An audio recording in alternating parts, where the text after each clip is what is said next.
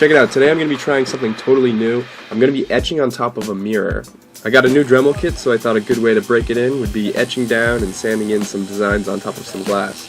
Now if I were just to do this on glass, it would definitely buff the surface, but the mirror backing lets it have an extra reflection aspect. I can't say I've done much art with mirrors, but I think this is going to be a cool way to try out some new stuff. Way back in the day I've actually sandblasted on mirrors, and I'm kind of expecting a similar finish. When you rough up the surface of the glass, it kind of becomes opaque and no longer totally see-through. And then the mirror behind it gives it obviously a crazy reflection look. So when I started in on this small test panel, the lines became a lot whiter than I expected. I could seemingly just touch down with this abrasive pad and it would totally draw a nice white line. I was a little bit suspicious about this, so I dropped some water and cleaned off the surface to find that most of that was just leftover glass dust kind of trapped in on the surface. After cleaning that off, the design got a ton lighter, so this actually was, good and worse, because not only was I not going to be able to get nearly that white of a color, but then I was also hoping I could get a little bit of variation between not just having, a totally blown out color and then something maybe a little bit lighter. But that also led me to believe that I could get maybe some midtones here with not totally etching down, maybe have a little bit of halftone, but we'll find out later if that ends up working. So my process with the Dremel was basically to score in a little bit and then wipe up the water around that area. After the mirrored surface got wet, the dust would actually collect quite a bit nicer and it wouldn't kind of spray all over. It then also became quite cloudy as you were kicking up a bunch of dust and it was filling in that watered section. I then was continually dabbing away the moisture so I could actually see where I was drawing. Now for the full-size design, I wanted to go for something that was relatively symmetric, and since it was a circle, it wouldn't necessarily need to be oriented just in one direction. I traced around the panel like you saw, then I decided to go in and start with a centered V and a centered I, and then fill in the E and the S on the other sides of that. And now by tracing over top with the colored pencils, I was trying to get an idea of what the final product would actually look like when I was etching away either the positive or negative area.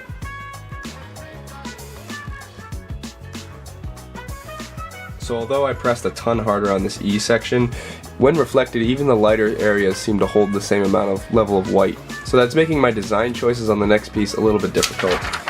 So I could just go through and outline all the letters, but I don't think there's going to be enough contrast off the mirror. That gives me two real options. I could fill in the letters, much like I did kind of just filling in the whole E there, or I could do the negative area and leave the mirror in these sections. The mirror in these sections would allow me to get some of these cut-ins, so I could actually go into the interior of the letter and cut them in a little bit more. So I definitely like the sound of that, but I feel like that's going to make this look almost like a negative image because the white's going to be a lot lighter than what the mirror is going to be reflecting. I was then thinking of almost doing a stripe down the middle and doing half and half. Having a median line might help to break up the image a little bit more so that it's not having to be mounted perfectly straight upright, or might not look upside down half the time. So even with the image flipped upside down, I still want to maintain some patterning and it looking nice. And with that in mind, that further develops kind of having this negative space filled in instead.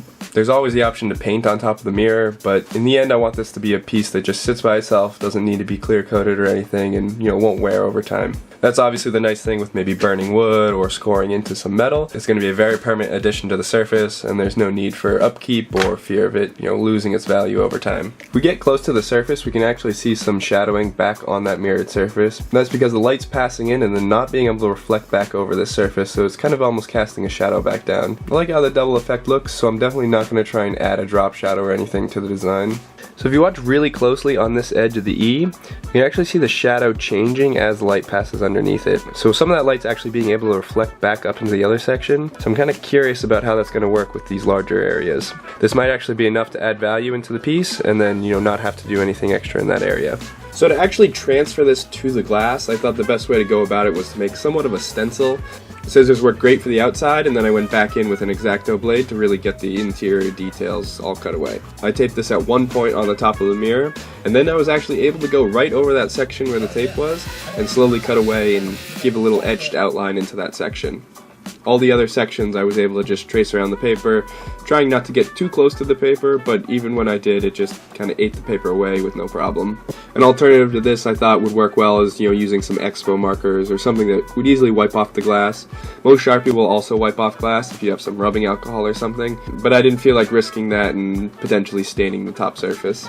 So once again, my process was just wetting the surface so I could collect the dust and then wipe it away to actually see how deep of a score I got, and then go out the sections and slowly bore into that top surface. At no point throughout this process did I feel like the glass was going to break, and nor did I crack the glass at all. I definitely wanted to pass over the surface multiple times and not try to go at it all at once, and that was in fear of actually making a divot that would either be hard to correct or something that would potentially crack the glass. This wasn't a terribly slow process. It probably took me a little bit over an hour to do the final piece once I did get started. Now, I can't say I've ever tattooed, but I thought the process of going over a surface and then wiping it away, and then going back over top of it to see and clean up those lines was very similar to that of tattooing. It seems like when you tattoo, there's a bunch of excess ink that kind of bleeds out as well as spreads around, and you got to clear that away, much like the dust, every once in a while to make sure you're writing in the same spot, as well as making sure you're adding the appropriate amount of pigment or the amount of pressure right here. I finished the piece out with some highlights and cracks, and then I decided to sign the back with also the Dremel tool. There's a very thin black coating on the back of the mirrored surface so it doesn't get scratched or anything from behind, and I was able to do some small tags and throwaways on there with the Dremel tool.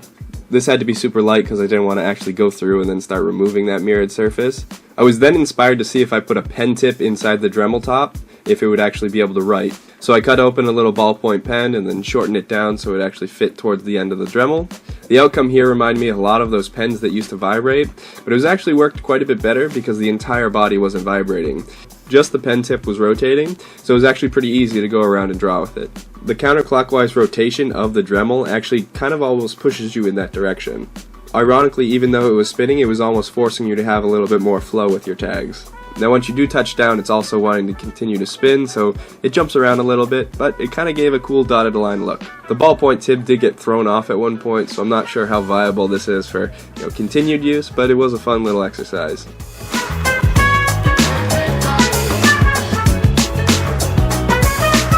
And hey, if you're interested in supporting some more art efforts on this channel, this piece will be available through SIVE.bigcartel.com. Link will also be in the description. I definitely got some solid other products on there as well, so be sure to check those out while you're over there. Feel free to spray that like button if you're enjoying this unique process.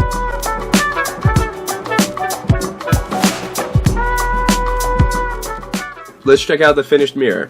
So I'm definitely proud with how this turned out, and you can see in these clips that the mirror effect gives you a total range of what you actually have as that fill color. If you light the area around it and it's in a dark room, it almost gives it an effect of a black and silver combo. My room has somewhat of a cream colored wall, so the light bouncing off that when it is kind of that tungsten yellow almost gives it a gold reflecting look at times. This is definitely going to be a unique piece wherever it finds its home in the end. I'm certainly eager to try some other things out with this, either medium or the Dremel tool itself. It was something different for a change, and it forced me to solve some different creative problems while going through the process. I'd be curious to see if anybody else has worked with mirrors as a medium. I could honestly see using this as a real canvas would actually add some really cool value to a piece. If you found this video entertaining or you enjoyed the process, be sure to spray that like button. It's tremendously helpful. And if you haven't already, join the crew by subscribing. I post weekly art-related videos. Some go into the art process like this, and others are tutorials or reviews on products. Last week's video was a freestyle painting I did on a big poster, and the week before that was a tutorial on how to do a stipple tag. Both those will be linked on screen right now. If you have any questions about the process or want to give me some feedback on my piece, be sure to hit me in the comment section down below. Thanks for checking out the video. That's going to do it for me, guys. Peace.